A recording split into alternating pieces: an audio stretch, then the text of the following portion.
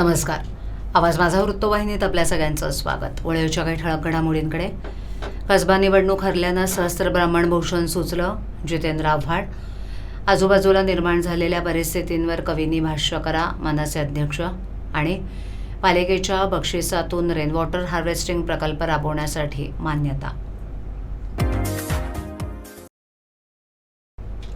श्रीमंत दगडूशेठ हलवाई सार्वजनिक गणपती ट्रस्टनं सहस्त्र ब्राह्मण भूषण कार्यक्रम आयोजित केला असून या मुद्द्यावरून राष्ट्रवादीचे नेते जितेंद्र आव्हाड यांचा खोचक सवाल केला आहे.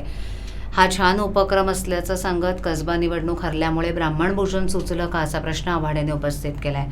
यावरून नव्या वादाला तोंड फुटण्याची आता चिन्ह आहेत.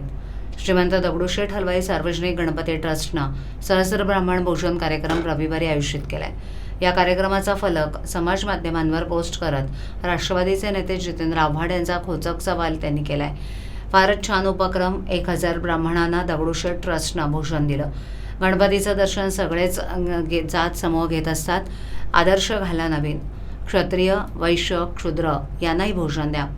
5000 वर्षापूर्वीच्या परंपरा मोडीत काढल्या पाहिजेत असं त्यांनी म्हटलंय. कसबा निवडणूक हरल्यामुळेच हे ब्राह्मण भूषण सुचलं नाही ना असा प्रश्नही त्यांनी विचारलाय. आपल्या आजूबाजूला निर्माण झालेल्या परिस्थितीवर कवी बोलले तर कवींचंही महत्त्व वाढेल. आपल्या आजूबाजूला जे राजकीय वातावरण गढूळ झाले त्यावरही भाष्य होणं गरजेचं आहे आणि ते त्याच वेळेला होणं गरजेचं आहे. असलेल्या परिस्थितीवर भाष्य करण्यासाठी त्याच वेळेला कवी साहित्यिक पुढे आले पाहिजेत.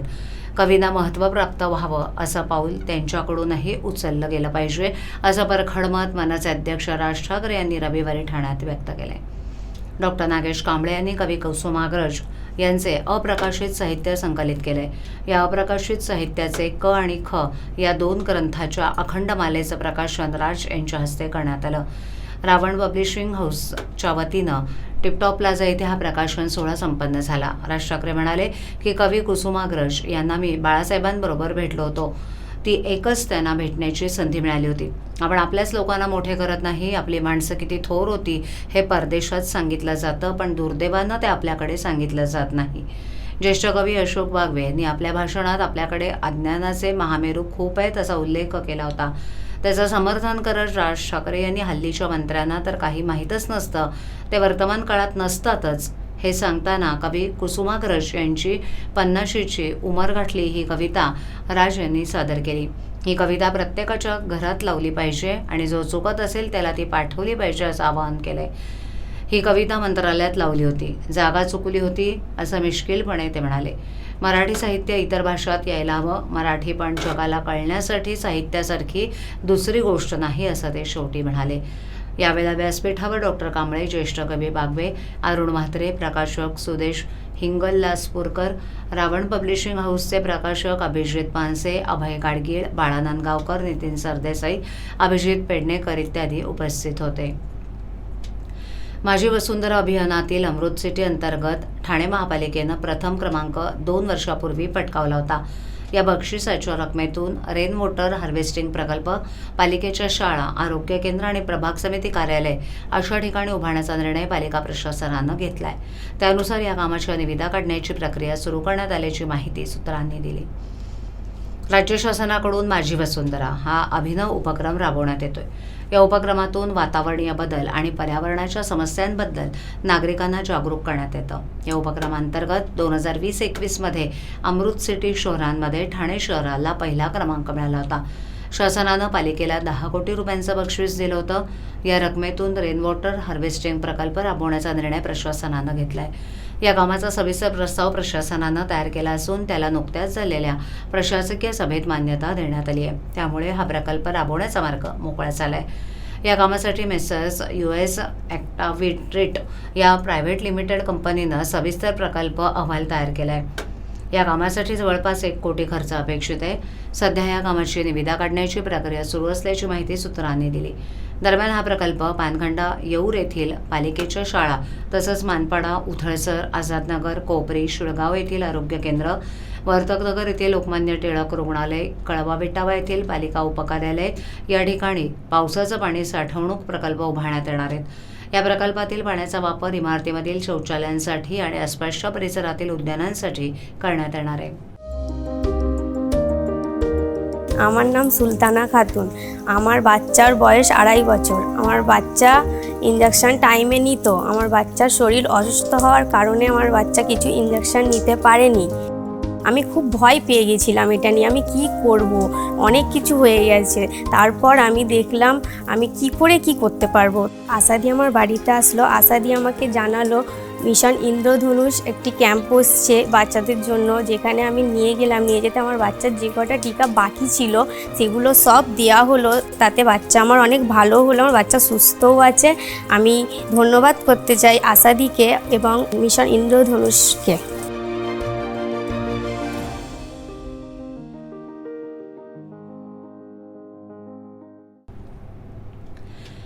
ठाणे महानगरपालिका कर्मचारी गणेशोत्सव मंडळाच्या वतीनं प्रतिवर्षीप्रमाणे याही वर्षी श्री गणेशोत्सव साजरा होतोय। 19 सप्टेंबर ते 28 सप्टेंबर या कालावधीत मोठ्या उत्साहात हा गणेशोत्सव साजरा होतोय। त्यानिमित्त सत्यनारायण महापूजेचं आयोजन करण्यात आलं होतं। याप्रसंगी ठाणे महानगरपालिकेचे आयुक्त प्रशासक अभिजित बांगर यांनी सपत्नीक पूजा केली। यावेळेला अतिरिक्त आयुक्त 1 संदीप माळवी, अतिरिक्त आयुक्त 2 प्रशांत रोडे, उपायुक्त गोदेपुरे, उपायुक्त मनीष जोशी तसंच अनेक अधिकारी कर्मचारी उपस्थित होते। गणेशोत्सवानिमित्त ठाणे महानगरपालिकेच्या वतीनं अनेक सामाजिक उपक्रम राबवले जातात। त्यानिमित्त ठाणे महानगरपालिका अधिकारी आणि कर्मचाऱ्यांच्या पाल्याचे सन 2022-23 मध्ये एसएससी, एचएससी पदविका परीक्षेत कला, विज्ञान, संगणक, अभियांत्रिकी, वैद्यकीय शाखेतील पदवी परीक्षेत यश संपादन केलेल्या तसंच गुणवंत पाल्यांचा सन्मान पार पडला। यावेळेला मोठ्या संख्येनं कर्मचारी, अधिकारी तसंच त्यांचे कुटुंबीय उपस्थित होते। या सत्यनारायण पूजेनिमित्त महाप्रसादाचं आयोजन करण्यात आलं होतं। मोठ्या उत्साहात हा गणेशोत्सव साजरा होत असतो। यावेळेला अतिरिक्त आयुक्त संदीप माळवी यांनी बोलताना सांगितलं की ठाणे महानगरपालिका कर्मचारी मंडळाचं यंदाचं हे 41वं वर्ष असून दरवर्षी पर्यावरणपूरक गणेशोत्सव साजरा होतो। याही वर्षी त्याच उत्साहात पर्यावरणपूरक गणेशोत्सव साजरा होतोय। यावेळेला गणरायाला साकडं घालण्यात आलं की सर्व ठाणेकर नागरिकांचं कल्याण हो, तसंच येणाऱ्या वर्षी देखील पर्यावरणपूरक गणेशोत्सव साजरे करावेत अशी प्रार्थना यावेळेला करण्यात आली।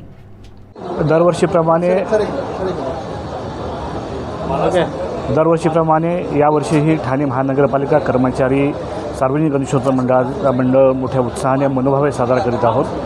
हे 41वं वर्ष आहे आणि यावर्षी आपण पर्यावरणपूरक गणेशोत्सव साजरा करण्यासाठी महापालिकेच्या वतीने सर्व ठाणेकरांना आवाहन केलं होतं। त्याची सुरुवात आम्ही स्वतःपासून केलेली आहे आणि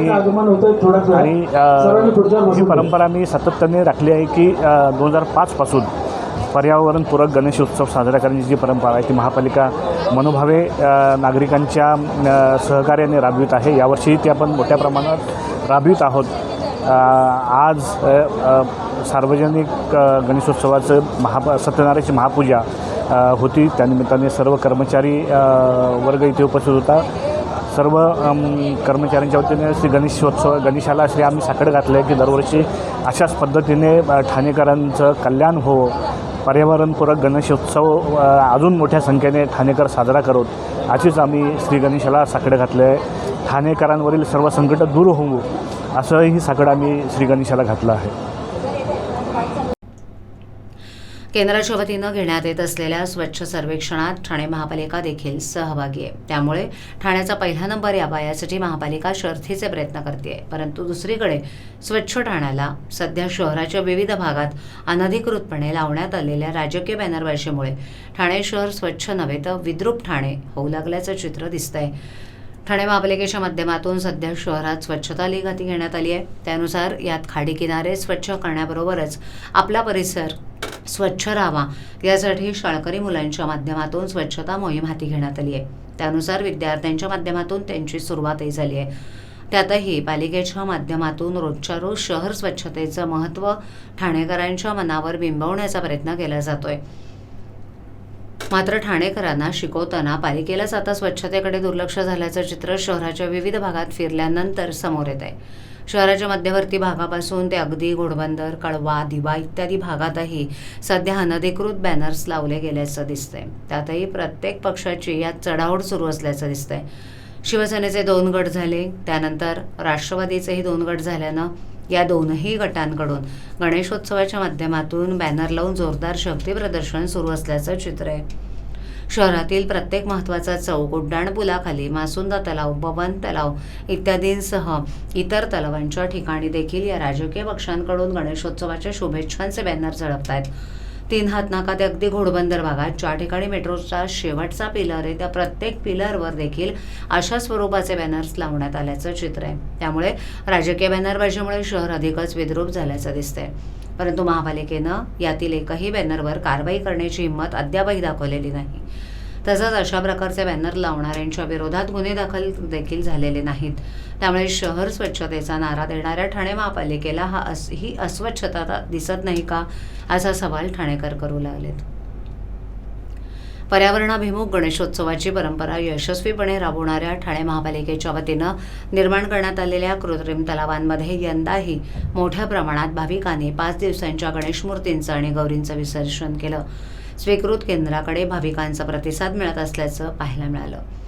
पालिकेनं तयार केलेल्या विसर्जन व्यवस्थेला ठाणेकर नागरिकांनी दिलेल्या उदंड प्रतिसादाबद्दल पालिका आयुक्त अभिजित बांगर यांनी सर्व गणेश भक्तांचे आभार मानलेत. प्रत्येक विसर्जनाच्या ठिकाणी पालिकेच्या अधिकारी आणि कर्मचारी यांच्यासह अतिरिक्त आयुक्त 1 संदीप माळवी आणि अतिरिक्त आयुक्त 2 प्रशांत रोडे यांनी पाहणी केली. तसंच गणेश भक्तांचं सहकार्याबद्दल आभार मानले.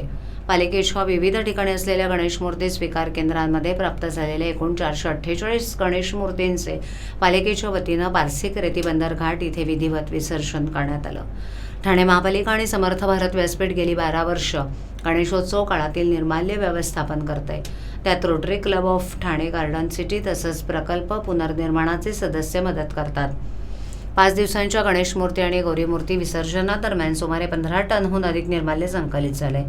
या निर्माल्यावर प्रक्रिया करून त्याचं सेंद्रिय खत निर्माण केलं जाणार आहे. 1.5 दिवसाच्या गणेश मूर्ती विसर्जनाच्या वेळी सुमारे 10 टन निर्माल्य संकलन झाले. विशेष म्हणजे प्लास्टिकचे प्रमाण अतिशय कमी झाले. TJSB सौर शक्ती कर्ज, गो ग्रीन, करा वीज बिलावर बचत. आकर्षक व्याजदर, 84 महिने परतफेड कालावधी, 80% लोन, व्यावसायिक आणि उद्योजकांकरता सुद्धा. अधिक माहितीसाठी तुमच्या जवळच्या शाखेला भेट द्या किंवा संपर्क साधा 1800-223-466 आणि 1800-266-3466. आवाज माझावरील एखादी बातमी पाहिजे राहून गेली असल्यास यूट्यूबवर ती तुम्ही पाहू शकता. तर मग नक्की सबस्क्राईब करा आवाज माझा. आजच्या ठळक घडामोडी शेवटी पुन्हा एकदा. कसबा निवडणूक हरल्यानं सहस्त्र ब्राह्मण भूषण सुचलं, जितेंद्र आव्हाड. आजूबाजूला निर्माण झालेल्या परिस्थितींवर कवींनी भाष्य करा, मनसे अध्यक्ष. आणि पालिकेच्या बक्षिसातून रेनवॉटर हार्वेस्टिंग प्रकल्प राबवण्यासाठी मान्यता. आपल्या विभागातील काही सूचना अथवा समस्या असल्यास ते आमच्यापर्यंत जरूर पोहोचवा. आम्ही तुमचा आवाज नागरिकांपर्यंत नक्की पोहोचवू. आम्हाला संपर्क करण्यासाठी आमचा पत्ता आवाज माझा 103 साईल 1 आदर्श नगर, कोलभाट रोड, ठाणे पश्चिम. आमचा दूरध्वनी क्रमांक 7666214141. आमचा ईमेल ID avazmaza.tvnews@gmail.com. तर मग पुन्हा भेटू याच वेळी याच ठिकाणी काही नवीन घडामोडींसह आवाज माझा वृत्तवाहिनी. तोपर्यंत नमस्कार.